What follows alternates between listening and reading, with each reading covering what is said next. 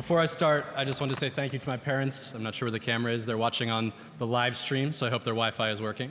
To them, I want to say thank you for making me, and thank you for doing all that sacrificing what they sacrificed to get me here. I really appreciate it, so thank you, Mom and Dad.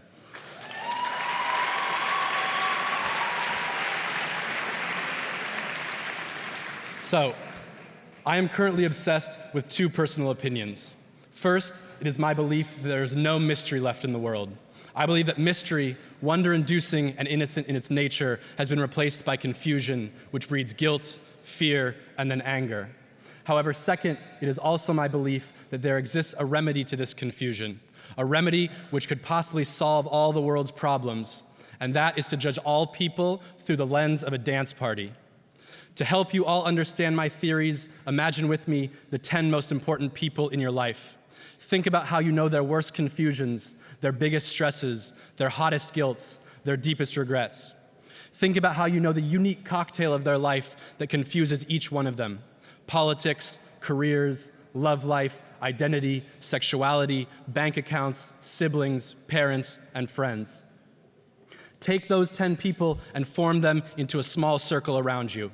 Remember the weight of all their confusion. Now turn on your circle's favorite song. Maybe it's George Brassens or Celine Dion, maybe it's Sean Paul, or maybe, unfortunately, but also shamelessly, it's Ed Sheeran.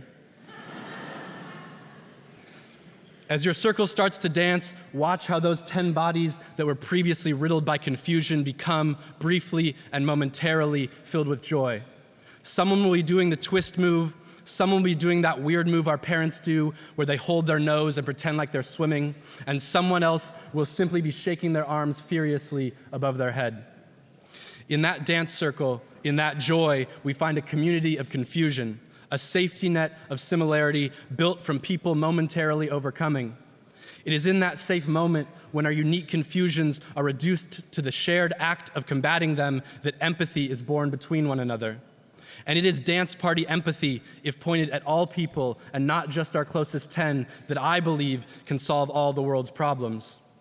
Speaking now specifically to those in my generation, to my millennials, what a confusing world it is that we inherit. A divided world between left and right, between center and endpoints, between a military-industrial complex and the terrorism it creates, between environmental degradation and economic competition, between trying to conform to society and knowing that for an average student in this room, it will take over 20 years just to save enough for a down payment on a house. We inherit a world divided between understanding what we are and contemplating what we could be. But I am resided in the minds of my generation and our capacity for empathy. Before coming to Sciences Po, I published poetry for a living. For 3 years, I founded and ran a literature magazine created to give a platform for young people not supported by the traditional publishing industry. In 3 years, I published over 300 writers from 30 countries, and I was lucky enough to hear the voices of such a range of young people.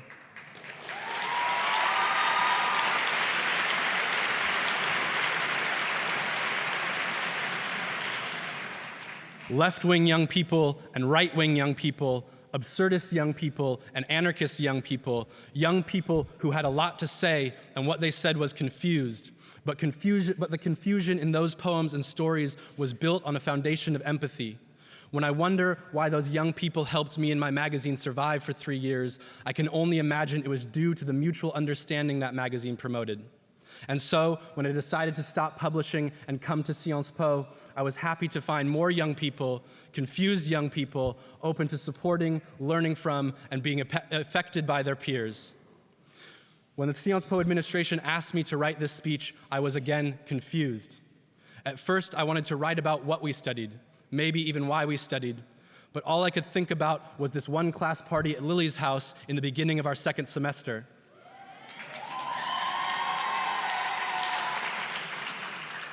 I remember being excited because the whole class was going to be there. I remember having a few drinks and sitting on the couch, and I remember being really happy because by that point, I felt like I knew everyone in the room. These were kids who I had talked with about romance and dating, who I had talked about friendship with. These were kids I had debated urban governance with and fought with about the environmental impact of air conditioning. These were kids who, if we listen to the generations from which we inherit the world, come from enemy countries, believe enemy political ideologies, and have enemy moral codes.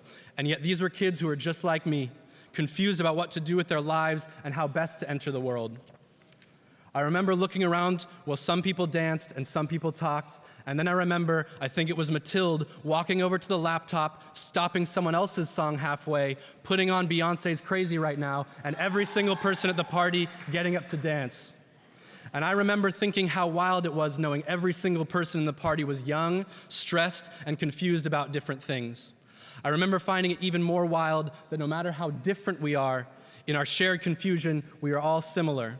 And I remember thinking that in the shared presence of confusion, a similarity capable of empathy when viewed from the center of a dance circle, within that similarity resides our generation's ultimate opportunity for improvement.